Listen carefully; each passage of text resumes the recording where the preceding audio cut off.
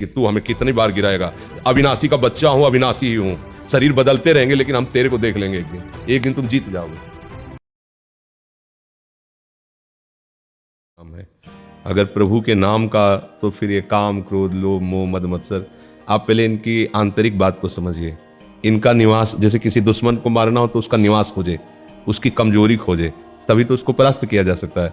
तो काम का निवास जानते हो कहाँ है? अहंकार पर, देहाभिमान पर काम का निवास। अंतःकरण में 4 करण है, मन, बुद्धि, चित्त, अहंकार। इस अहंकार में मैं पुरुष हूं, मैं स्त्री हूं, मैं भोगता हूं, मैं करता हूं, ये इसकी भूमि है, इस पर टिकता है और ये निरंतर नहीं कहीं वास कर सकता।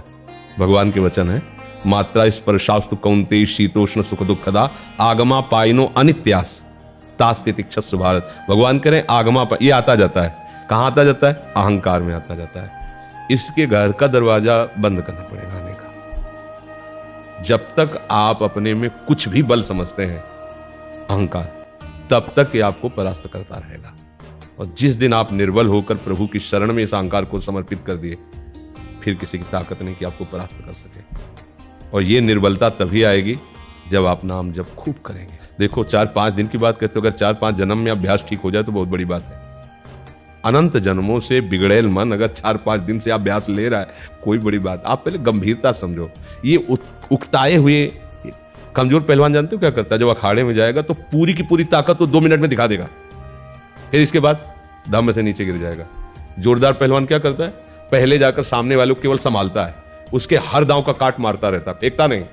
पहले उसको थकाता है, फिर जब देख लेता है थक गया, तब वो अपने दांव पे चढ़ा के मारता है, तो वो विजयी होता है। कभी भी अच्छा पहलवान एकदम जाके अपनी सारी बातें पेश नहीं कर देगा युद्ध में कि वो कला कौशल दिखा, नहीं, उसको शत्रु पक्ष को निर्बल करना है। तो हमारे पास हम ऐसे ही हम कमजोर हैं, एकदम पूरी ताकत लगा देते, फिर काम आया तो बोले अब वो जो आया वो करवा ले गया, अब हम क्या करें? ऐसे नहीं, पहले उसको रोकना सीखो।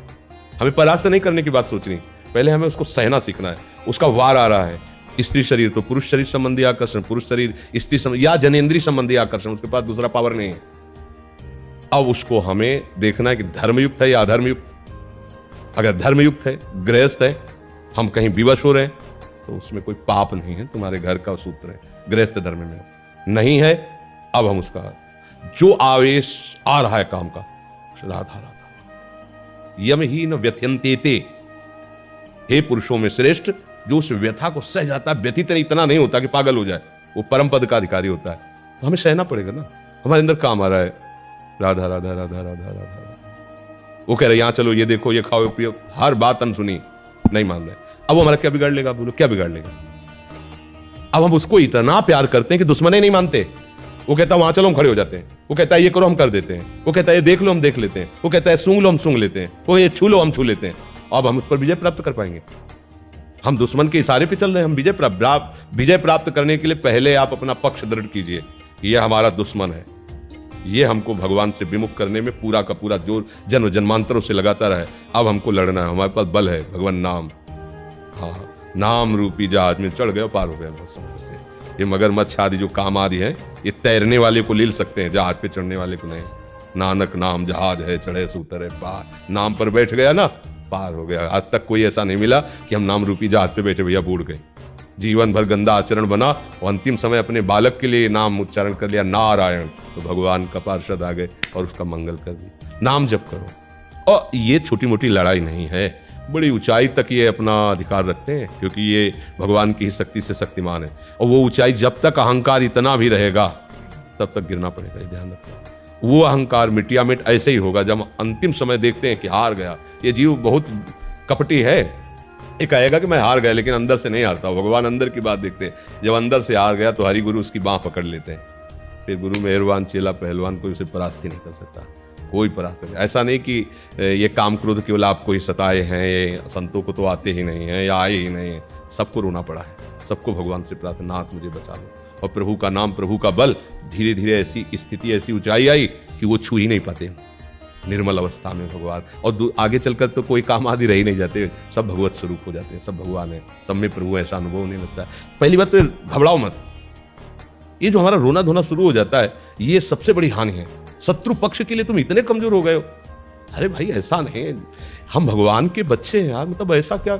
वो भगवान की शक्ति से शक्तिमान होकर त्रिभुवन में झंडा फहरा रहा है, और हम भगवान के बच्चे होकर रो रहे हैं यार, कैसे? मतलब हम भगवान को अपना नहीं माने, इसीलिए सच्ची बात है।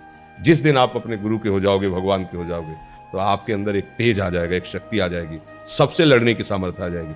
साधु अकेला होता है, पूरा संसार एक तरफ होता है। सच्ची बात वाले में जो सत्य मार्ग के साधु है, अकेला होता है। हर संसार का व्यक्ति, वस्तु, स्थान उसको परास्त करने के लिए होता है, और वो अपने चिंतन को सबसे समेट कर एकमात्र भगवान में लगाता है। तभी जयति जयति जग उच्चरे, तभी उसको नमस्कार करते, उसे प्रणाम करते। तो वो तुम भी बन सकते हो, गृहस्थ में होते हुए भी वैसे बना जा सकता है। इसलिए हमारी प्रार्थना है, पहले तो आप रोइए मत, किसी भी पीड़ा में रोइए। रोना है तो प्रभु के प्यार में रोइए, बस। ये आंसू केवल प्रभु के प्यार के लिए नहीं, हर परिस्थिति को सहने के लिए तैयार रहो। भगवान के जन हो, ऐसे छोटी मोटी बात आई रो दिया बच्चों की तरह नहीं। 100 बार गिरेंगे फिर भी हम चढ़ाई करेंगे इस पर। इसका अभ्यास है हमको नष्ट करने का। तो आज से हम प्रण लेते हैं कि तू हमें कितनी बार गिराएगा। अविनाशी का बच्चा हूं, अविनाशी ही हूं। शरीर बदलते रहेंगे लेकिन हम तेरे को देख लेंगे एक दिन तुम जीत जाओगे। बस ये होता है कि हम लोगों को आत्मबल छीन हो गया विषयों से, तो लगता है हमारे बस की बात नहीं। साधु महात्मा कोई जीत सकता है? साधु महात्मा आकाश से थोड़ी उतरते हैं, माँ के गर्भ से ही पैदा होते हैं। और उन्होंने गुरु कृपा से बात समझी और जीवन में सहा, तो सहते सहते बाढ़े भगत, वो भगवान के स्वरूप हो गए। फिर हम उन्हें संत नहीं कहते, साक्षात भगवान कहते, वो जो भगवंत है, वो भगवान का स्वरूप है। तो अभी तो भगवान के बच्चे हो। जितनी सामग्री यहाँ है उतनी सामग्री आप में है, अंतर नहीं है। आप जगा लो, आपके सब हृदय में है, आप जगा लो। जितना चाहो उतना आप ज्ञान प्राप्त कर लो, आनंद प्राप्त कर लो, भक्ति प्राप्त कर लो। ये घबराने वाला मार्ग नहीं, डरने वाला मार्ग नहीं, उदास होने वाला मार्ग नहीं। 100 बार गिरो फिर भी पीछे मुड़ो मत, अगला कदम आगे बढ़ाओ, जीत जाओगे, क्योंकि प्रभु है। अगर यार 100 बार हार गया तो अब क्या होगा? नहीं, ये अगर प्रभु का बल लेकर हमको परास्त करता है तो हम भी प्रभु का बल ले। हम भी तो अविनाशी हैं, हमारा स्वरूप अविनाशी है, शरीर विनाशी, शरीर बदलते रहेंगे। देखेंगे एक दिन तो तेरे पर विजय प्राप्त, पक्का जीत जाओगे। अगर जीत न जाते तो शास्त्र में ऐसा न लिखा होता, साधु महात्मा ऐसे ना होते। इसलिए अच्छे से देखो, आप छोटे छोटे बच्चे, भगवान का कोई मनोरंजन नहीं, भगवान का आश्रय लेकर रूखा सूखा जो बनते हैं, खाते रात दिन। अभी देखो पाठ में लगी, संस्कृत का ग्रंथ है राधा सुधा निधि, इतनी बच्चियां हैं। बड़े बड़े संस्कृत के ज्ञान रखने वाले भी चूक कर देते हैं, ऐसा ग्रंथ है महामहिम, और उसको देखो बच्चे गा रहे हैं। क्या हुआ? अभ्यास। क्या हुआ? समर्पण। हमारा लक्ष्य भगवत प्राप्ति। छोटे छोटे बच्चों के टसक में हमारे माई श्यामा जी को रात। अब हम उसी मन को गलत आचरणों में लगा दिया, तो अब जवान हुए तो अब गलती हम पर राज्य कर रही। हमारी तो गलती हुई ना, हम गलत जगह लगा दिया तो अब हमारा अभ्यास गलत हो गया। हमको अभ्यास सुधारना है, बिल्कुल घबराना नहीं। नाम जप हमको अपनी जिह्वा से करना है। ये जो लोग सोचते हैं ना कि हमारा नाम जप होता नहीं, मन से नाम जप, अरे मन सिद्धों का लगता है, जिन्होंने बहुत साधना की तब मन लगा। अब आपको क्या करना है? वहां तक पहुंचने के लिए जीभ से जपो, नाम जप करो, जो गुरु ने दिया उसको जप करो। करते करते वो धीरे धीरे उतरेगा हृदय में। जब हृदय में उतरेगा तो जीभ बंद हो जाएगी, चल रहा है नाम, मन राजी हो गया उसमें। जैसे आपने कहा कुछ मिनट तो लगता है, इसके बाद भाग जाता है, तो कुछ मिनट लगा ना तो आपकी जीत हो गई। अगर 100 में 1% मन लगने लगा तो तुमने नस पकड़ ली मन की। अब 99% आने में देर नहीं लगेगी। क्यों? अनंतो जन्म का बिगड़ेल मन 1% मान गया, बस अब तो चढ़ाई कर दो, अब तो देर नहीं लगेगी। वो आ जाए 1% बस में हो गया तो बात बन जाएगी। एक कदम आप सुधार के भगवान की तरफ चलने लगे, जीत हो गई, जीत हो गई। क्योंकि आपके साथ भगवान नाम है, संतों की कृपा है। कि जितने महापुरुष है ना, ये मरते नहीं है, ये भगवत स्वरूप है, ये गुरुजन महापुरुष विराजमान। जब आप भजन के लिए कदम उठाओगे ना तो बिना मांगे इनका आशीर्वाद मिलता है। ये कृपा ना करें तो अपने लोग माया मुक्त नहीं हो सकते। ये सब गुरुजनों की कृपा है, जो अव्यक्त रूप से विराजमान संत महात्मा सदगुरुदेव हैं, वो उन कृपा करते हैं। तब हम लोगों के अंदर उत्साह आता है भगवान को। क्योंकि जैसे हम आपको देख रहे हैं तो हम आपसे प्यार कर सकते हैं, लेकिन हमने प्रभु को देखा नहीं, उनसे बात नहीं की। अब उनसे प्यार करना है जिनको देखा नहीं, उनके लिए सब कुछ समर्पित करना, जिनको देखा है ना उनको छोड़ना है उनके लिए। कितनी कठिन बात। जिनको देखा नहीं, जिनसे हमने कभी बात नहीं की, उनके लिए सब कुछ काट देना है संसार का, नहीं रखना किसी से प्यार, नहीं हमें कोई भोग भोगने, उनके लिए। ये हमारी सामर्थ्य है। ये उन अव्यक्त महापुरुषों के संतों की जो विराजमान है वो कृपा कर देते, तो ऐसे नांगे हमें पता भी नहीं चला और भगवान के मार्ग में चलने लगे। तो उनकी कृपा केवल हमारे ऊपर या इन्हीं के ऊपर थोड़ी कि लाल पीला पहने तो उनकी कृपा नहीं, उनकी सब पर मोरी बराबर दाए। भगवान ने कहा ना, सब मम प्रिय सब मम उपजाए। भगवान सब मेरे प्यारे हैं, सब मेरे बच्चे हैं सब। हाँ, अब जो बच्चे कुमार्गामी हैं तो दंड विधान है, तो उसे भोगो।